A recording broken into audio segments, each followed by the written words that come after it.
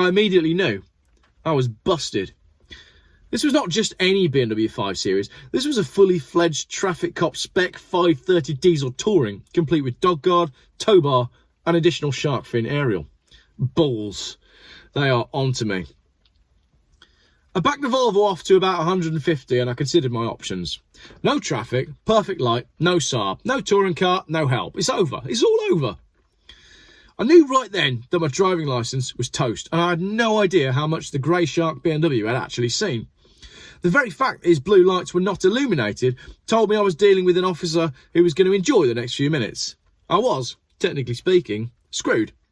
Good afternoon, or good evening, actually. I hope it's the evening. I hope you're sat down, relaxing. Maybe you've got a glass or something. And I hope your day's been okay. You know, you have those moments where your day is just not okay and everything sort of just ramps up and the pressure of everything around you feels like it's too much and that you're going to break. Well, how we deal with those days varies by who we are, but sometimes I like to write. This story, and I'm reading it today because I'm not feeling fantastic today and I feel like today is a good day to do it. I'm having one of those days today where the sky is grey, it's rained virtually all day and I feel like I'm being crushed by the grey sky.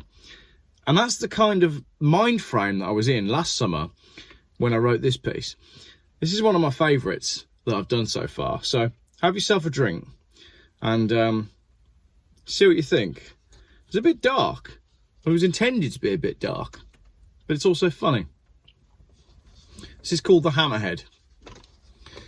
The plan had been simple enough. We were going to take the Volvo touring car replica and the olive green Volvo 850 T5 and we were going to capture some rolling photography of the two cars together. We headed out from Worcester in convoy with GoPros mounted in various positions on the two Volvos and the chaser car, the photography car. That was a black Saab 9.5 Aero Hot, Turbo Hot Aero Hot, Turbo Hot Estate. The light was fading and we were heading into what those in the trade call the golden hour, when the winter sun drops low in the sky, and the magical time when the right kind of eyes and a camera can make even the worst basket case cars look like showroom stars. After brimming 3 petrol tanks with premium fuel, there's no surprise when my phone pinged up to say, "You're using an unarranged overdraft." Crikey, I thought, we'd better get the money shots today. Our convoy pulled out of the petrol station with the race car taking the lead. The olive green T5 was behind and the Saab Aero Hot wagon was bringing up the rear.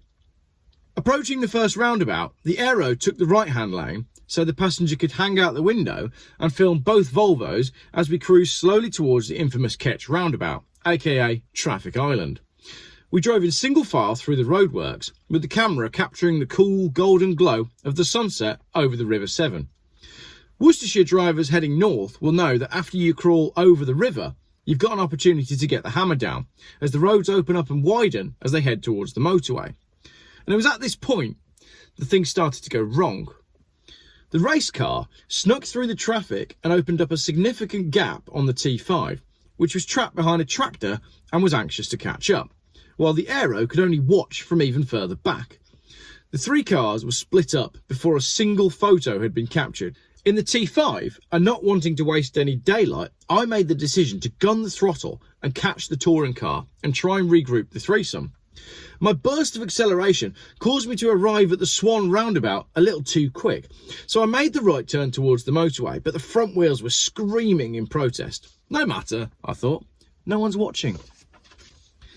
The Aero was hot on my bumper, and seeing the urgency in catching the touring car before the light slipped away, the 2 Swedish estate cars elegantly looped the roundabout with a respectable but not obnoxious amount of tyre squeal. Both cars looked noticeably faster than your average moving traffic, but we didn't think it would attract attention. But we were wrong. As the 2 Swedes screeched at pace and bumper to bumper across the roundabout, the traffic, waiting to turn right, looked on, including an inconspicuous looking BMW 530 diesel touring that, unbeknown to the excited drivers in the Saab and the Volvo, had suddenly taken notice of the 2 fast-moving wagons.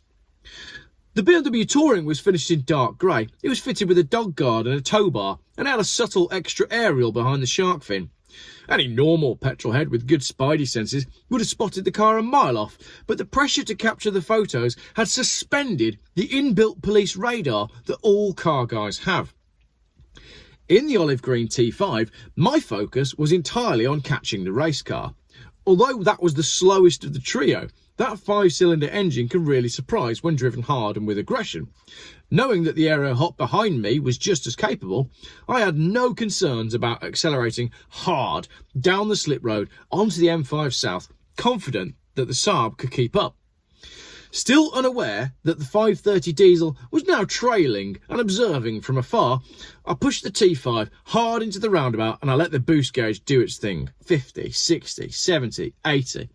The numbers blurred as the red needle passed them. My God, this car is impressive. I'm on the run. I'm no longer Geoff. I'm powerful. I'm free. I'm a hammerhead shark. Hear me roar. By the time the two Swedes hit the motorway, the speedos were indicating around 110, but neither driver could see the touring car ahead, and neither noticed the BMW behind. As we pushed the Volvo and Saab to 130 and beyond, in a desperate bid to catch the race car, we neglected to acknowledge one simple fact. The car that we were chasing was actually behind us. Having lost sight of the T5 and the Aero in the rearview mirror, the driver of the race car had aimed for Pershaw and pulled in for a coffee. Where the two turbo cars frantically blasted down the motorway in hot pursuit, the race car had never even reached the motorway and was patiently waiting for the turbo wagons, which were now long gone. Back on the motorway, the two Swedish wagons continued the chase for the non-existent touring car, and as we had accelerated so hard onto the motorway, the lack of traffic and intoxicating evening light, combined with the childish boost gauge and a full tank of fuel, led me to do something really stupid. I kept it pinned. Why not? I thought. One good squirt never hurt anyone. If ever there was a time to go all in, then this evening is it. I figured the touring car must have made it to Gloucester services, which made sense. There's a damn good flat white to be had if your wallet can stretch to the pleasure. A glance at the speedo showed 145, but I knew the Green Goblin had more to give. Egged on by the cheeky fog lights of the Aero hop behind me, it became obvious that the two of us were in the midst of an accidental race. In the Saab, the driver was protected by an invisible legal force field known in courts worldwide as, "It's not my car." The photographer in the passenger seat found the whole thing hilarious, which is why the Aero, instead of doing a grown-up thing and backing off, actually seemed to be pushing the T5 forwards. We flew past Gloucester services and indicated 159, and I have to say I was impressed. Not only was the car still eking out more, but it felt planted and solid and secure. The light traffic continued, like the gods of the automotive world were smiling down, saying, "Go on, just this once." In the T5, my thoughts of catching the touring car or outrunning the Aero were long gone. There was no one in the periphery, literally or otherwise. I was a one-man band, a one-man rock show, a one-man rocket, a hammerhead on a migratory journey to nowhere at high speed, and I was thrilled to death about it. I kept my foot to the floor and I kept the focus, white-knuckled and alive, yet totally, safely, completely in charge of everything except my own self-control. I put the first flash in the rearview mirror down to the undulations of the road, the Saab's headlights gently bouncing as the well-tuned Swedish suspension carefully absorbed the pitch and yaw of Britain's fifth motorway. But that was my mistake. What I saw as the natural fluctuations in the headlights in the mirror was actually the frantic flashing of a driver who knew. A quarter mile behind, the dog guard and the extra aerial were closing in, and sadly they were still attached to the BMW, which was driven by a curious, bored and rather excited police officer who couldn't believe his luck. He remembered the Volvo 850 from his first few years as a traffic cop, and he knew their capabilities well. Back at the squeaky tyre roundabout, the officer had a choice. He could have floored it, popped the blues and twos and had a word with both drivers about cornering too fast and breaking traction, or he could have gone for option 2, and that was far more appealing. It was a Friday. It'd been a boring week. The Volvo and Saab estates were far more interesting prey than a stolen Mercedes S-Class or a Vauxhall Zafira with missing wheel trims and drug markers on the number plates. No, this wasn't the day for early action. This was the day for option 2. Follow and see what they do. To the officer's delight, both cars had accelerated hard down the slip road and the dirty diesel BMW had been left behind for the first time. Using all of the available horses from the big diesel, the German shark had made it up to 155 and beyond, eventually reeling in the Swedes when the Volvo had slowed. Clearly the driver was coasting down from his high-speed blast whilst considering a flat white at Gloucester services. But instead of indicators, brake lights and a move off the motorway, the Volvo switched lanes and accelerated off into the distance once more. A costly mistake, thought the officer. More costly than a £30 coffee. It was the Saab who first spotted the BMW, having noticed it was the only car that wasn't flying past on the left-hand side, and was starting to take up more and more space in the rear-view mirror. He flashed the Volvo a frantic warning, but that only seemed to make the T5 go faster. Up front in the green machine, I was so focused on trying to make the car hit 164 that I didn't notice the Saab hit the brakes and make a wild dash off the motorway towards Cheltenham. The Saab had read the situation well, realised that the BMW was most likely after the Volvo, and decided it was every man for himself and abandoned ship. It worked like a charm. The shark-like BMW stayed on the scent of the Volvo, and the Saab was home free, leaving the Volvo with blood in the water, and the shark had taken the bait. In the BMW, the officer had indeed made another crucial decision. The Saab was not the ringleader here. After all, it was the Volvo with a GoPro attached to the roof. No, he thought, glancing at the Saab, today is your lucky day. He pulled alongside at 120, met eyes with the driver, and watched the Saab disappear in the rearview mirror. Happened to me once. As the driver stood heavily on the brakes and disappeared up the slip road at junction 10. No, today is your lucky day. Today, the shark is hunting Green Goblin. Pushing the big Bavarian even harder, the police driver again considered lighting up the blues. The Volvo was in sight, still pegging it in the fast lane, all hunkered down with the rear softly bouncing and those distinctive lights looking pretty. But no, he thought, let's wait. Let's observe, but don't report. Up in the big green Swede, I'm fairly sure the needle indicated 169, but as the Saab was no longer following, I figured I'd loop back around at the next junction and tell the guys I hit 175. It's here, dear listener, that we reach a crucial T-junction in this story. For it was at this point that I saw the distinctive kidney grill in my rearview mirror. And seeing the grey shark, I immediately knew I was busted. This was not just any BMW 5 Series. This was a fully fledged traffic cop spec 530 diesel touring, complete with dog guard, tow bar and additional shark fin aerial. Balls. They are onto me. I backed the Volvo off to about 150 and I considered my options. No traffic, perfect light, no Saab, no touring car, no help. It's over. It's all over. I knew right then that my driving licence was toast, and I had no idea how much the grey shark BMW had actually seen. The very fact that his blue lights were not illuminated told me I was dealing with an officer who was going to enjoy the next few minutes. I was, technically speaking, screwed. What the driver of the grey shark BMW didn't know was that this is not my first rodeo. I've been here before. I know the game. You put on the lights, I pull over, you play good cop, I tell a sob story, you play hardball, I do confessional, and then you stick the boot in anyway. No, not this time. I'm not going to play you stupid games. If I'm going down big. Go big or go home, and tonight, I'm not going home. These decisions were made in a split second, but the thought processes involved were complex. With my decision made, I pushed my right foot hard into the carpet and I listened to the car drop a gear and spool up the turbo again. And the Volvo seemed to agree with me. Between the whine of the turbo and the scream of those 5 cylinders, I almost heard the Volvo say, "Go on, Geoff, you got this one. This is the big one. This is the one that counts. I've got your back."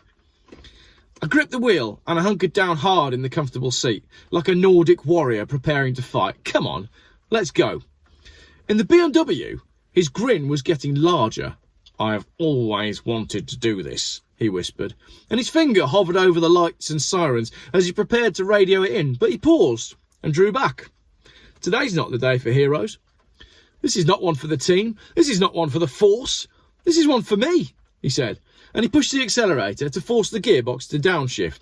Black smoke billowed from the dirty diesel as once again the needle indicated 155. The Volvo was bouncing around as the rev limiter reached its peak, but this high-speed chase would only be short. I had a plan. A beautiful end to a wonderful era of cars. The perfect sign-off for the perfect car. This was about more than going fast. This was an end of a magical decade for automotive enthusiasts, for freedom and for humans. Spiralling costs and bursting roads and deteriorating services and punitive legislation have been pushing drivers and car owners for years. And this wasn't just for me. This was for everyone. This was for everyone who ever moaned at an expanding low emission zone, for everyone who groaned at rising tax rates, and now, in 2022, this was the final swan song for all those cars that were taken off the road due to sub 30 miles per gallon and £400 tax brackets. My Volvo was in agreement. It didn't creak, it didn't complain, it somehow knew, like a great gladiator walking into the broad daylight of his final fight in the auditorium. We might be facing a well-armed Bavarian bull with nothing but a Swedish fishing net and a stick, but my God, are we going to go down hard. After a few miles of high speed, flawless driving from both cars, the BMW began to have doubts. Who is this guy? He clearly knows what's up, but his brake lights haven't so much as flickered.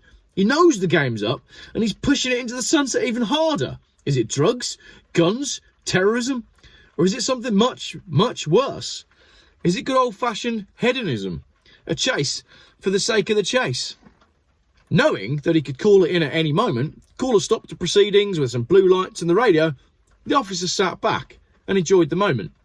Instead of following procedure, he reached out and he turned all the communications off, with the speedo still indicating 150. The Bavarian bull had gone rogue. Up ahead in the Volvo, it was a combination of drugs, weapons and terrorism that pushed me on. My drug was a banned, soon-to-be extinct, heavily regulated and highly addictive narcotic called the allure of the open road. My weapon had 5 cylinders, and as an automotive advocate, I was, in theory, a threat to homeland security, a threat to the status quo, a threat to the very direction the new world was heading.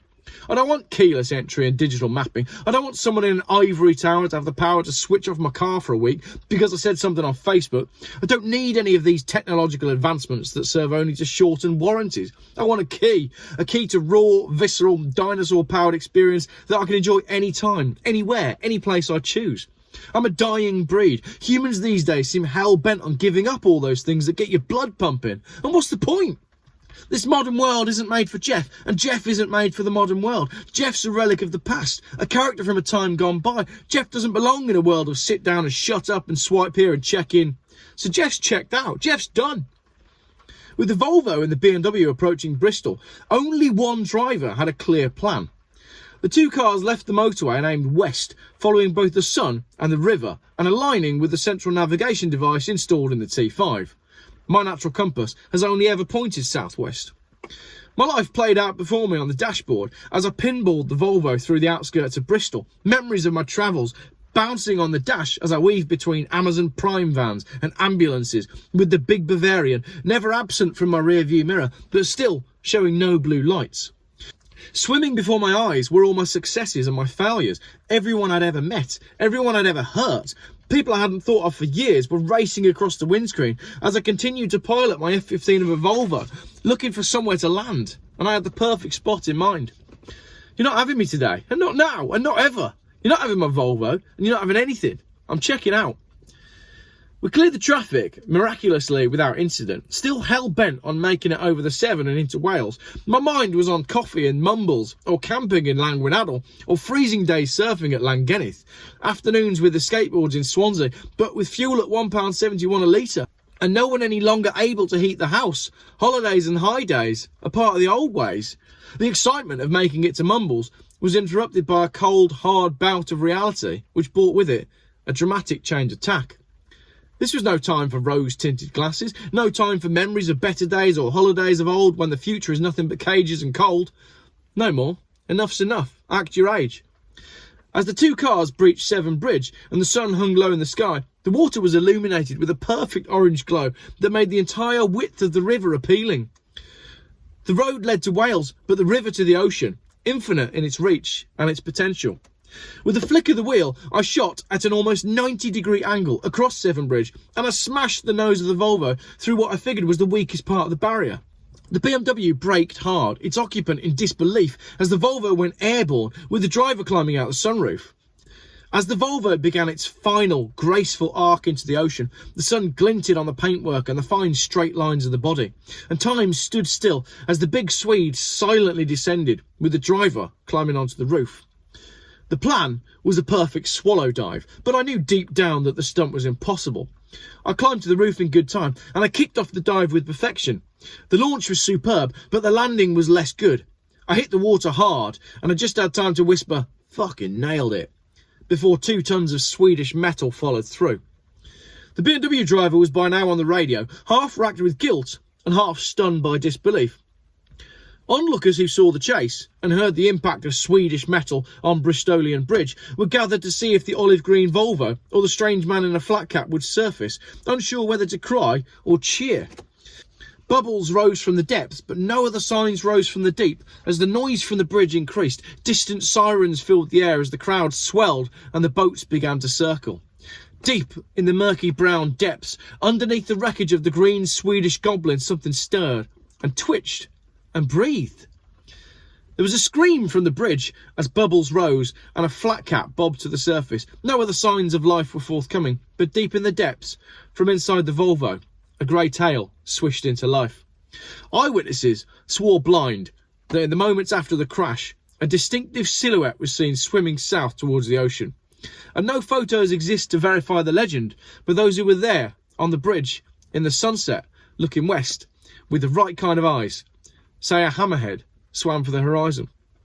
I'm not sure I believe in reincarnation. In fact, these days, I don't think I really believe in anything. But always believe in yourself, and always be yourself, unless you can be a hammerhead. And then don't just be a hammerhead. Be the best hammerhead you can be. Thanks for listening, and thanks for being with me today. Call me a safe bet. I'm betting I'm not.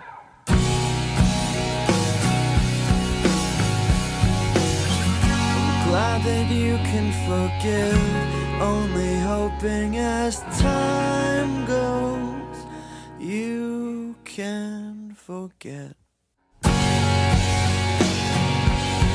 So you can